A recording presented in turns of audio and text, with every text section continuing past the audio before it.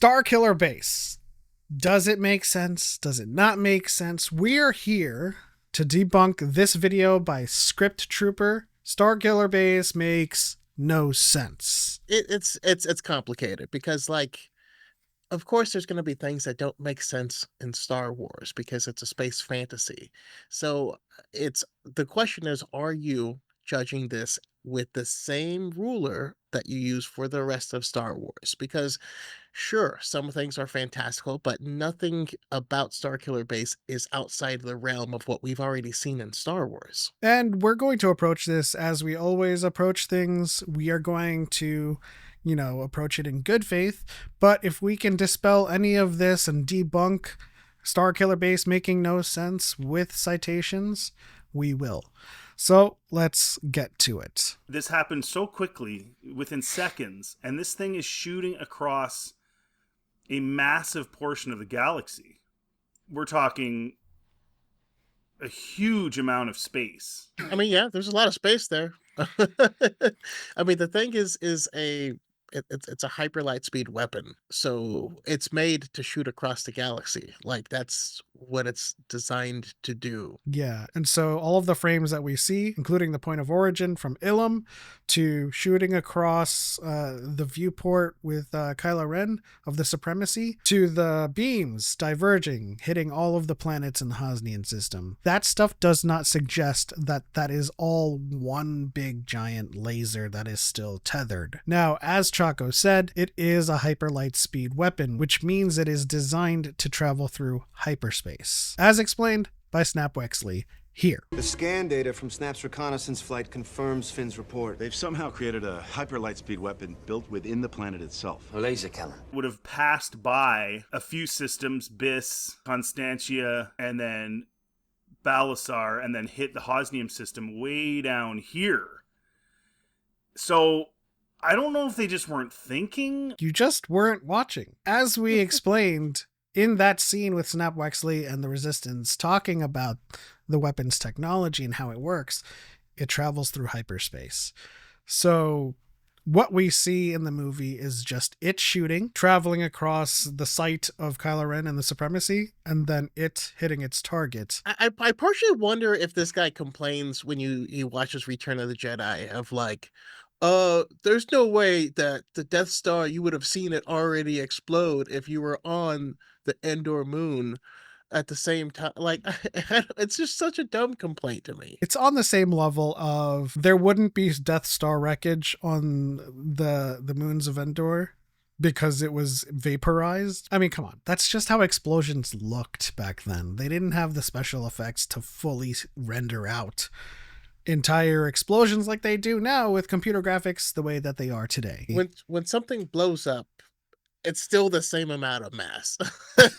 but yeah. But it happens so quickly, and the blast remains attached to Starkiller. Like, it's shooting it while it's hitting the planet. So just imagine that distance and that happening that quickly. It just doesn't make any sense. Well, I mean, the first thing I'll say is that when it comes to these videos, especially about the sequel trilogy, it comes down to an appeal to personal incredulity where it just doesn't make any sense, therefore it's impossible. Now, we just made this argument about continuity. It doesn't happen that quickly.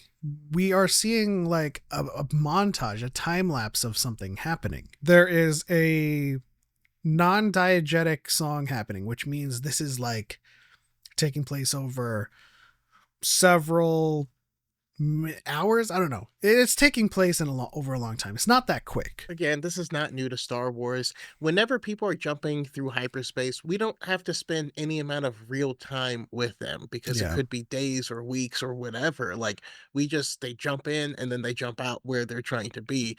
It's not meant to do that. And if you're wanting that, that's just not Star Wars. Script Trooper's whole channel is built around not liking Star Wars. So, like, it's not surprising, but again, why? This includes the problem with the Hosnian system in general, that these planets are so close together that you can see them all from each. No, this is just a problem of spatial awareness. I mean, the two planets in the distance, or at least in the background of this frame, are obviously further away. The closest planet to the foreground planet is Hosnian's moon. But I can look out into a clear night sky and see a moon, or our moon, look pretty big to me. But it's still really far. But again, like the whole premise of this is, so like in real life, in an asteroid belt, the asteroids are hundreds or thousands of miles apart. There's Yeah. no navigating or swooping through, asteroids in space, because that's just not how it works. We look at it and they look close together, but they're not. Like perspective is a hell of a thing. Do you think it blows this guy's mind when he watches Empire Strikes Back, and at the end Luke is looking out and seeing the galaxy? Do you think he's like, "Oh my god, Luke is He enormous." sees the entire galaxy. No.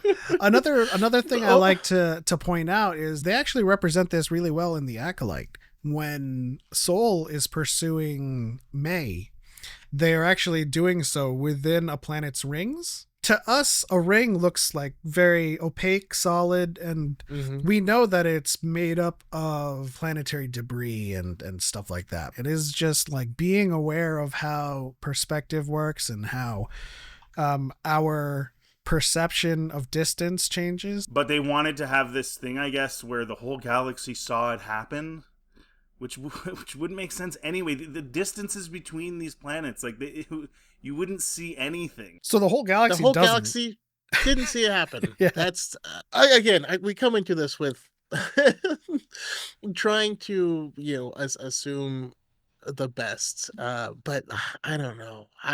Sometimes I'm like, is it ignorance or stupidity or vitriol? Most of the time that we do tap these, dancing. it's they didn't watch the movie, or they watched it with blinders on. Because again, you would have seen that Snap Wexley says it's a hyper light speed weapon, and so that means it travels through hyperspace. But in terms of this specific point, the entire galaxy doesn't see it. We only see the point of origin, Ilum. We see it travel across the view of Kylo Ren's ship. Then we see it scattering in the Hosnian system, and of course it makes sense that they would see it.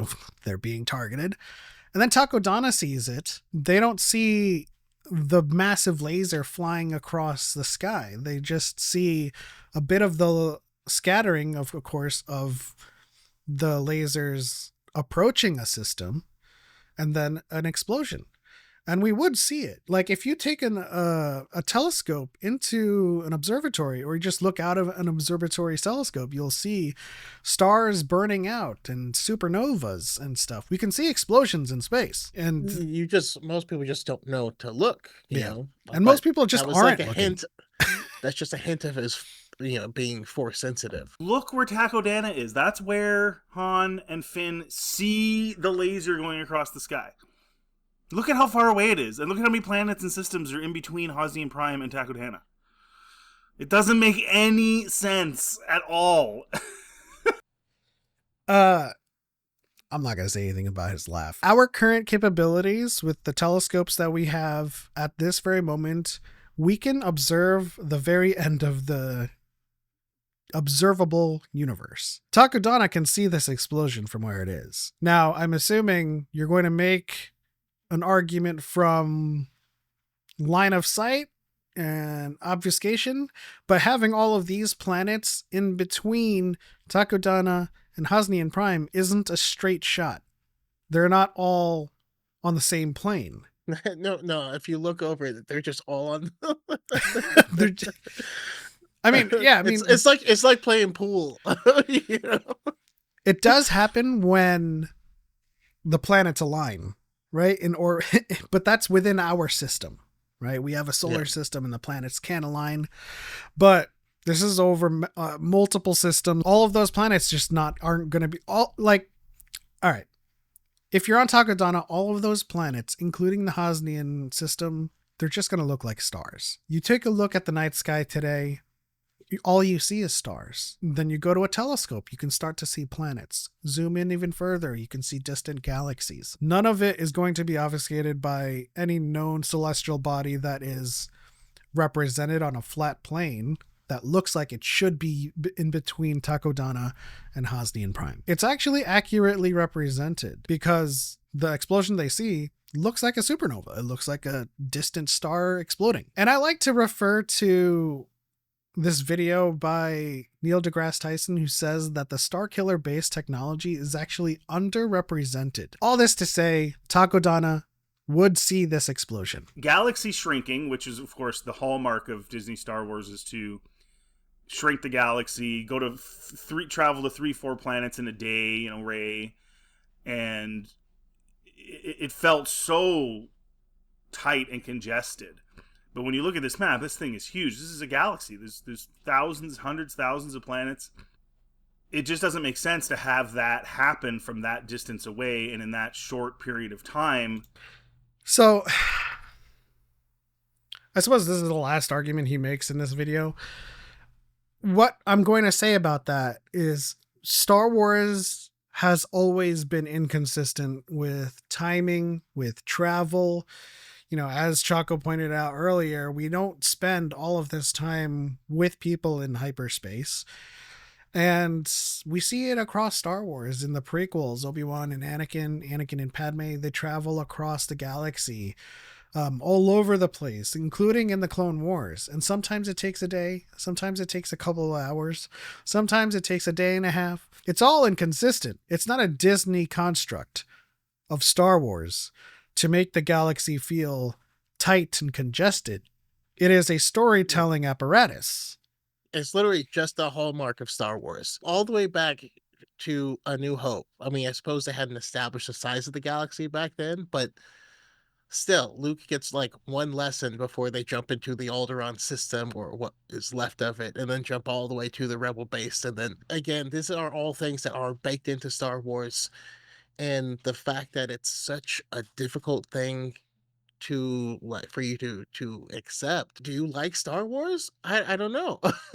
Anyways, that's that for Starkiller Base Makes No Sense. We're going to be doing a lot more of this to debunk all of these appeals to personal incredulity. 10 times out of 10, it can be explained by just watching the movie. Just by watching The Force Awakens, you would have known that Starkiller Base was a hyper light speed weapon, and you would have known it would have been capable of traveling in hyperspace. Watch it to watch it. Watch it to enjoy it. Or watch it for information, but don't watch it specifically to make hate content, because you can find it, you'll find it, but is that how you watch anything else?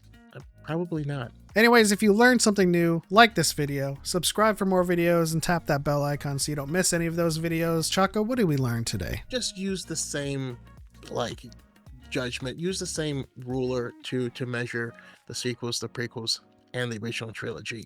And if it works, if it's consistent through all of them, complain about all of them or complain about none of them. And as Palpatine always says, may the Force be with you.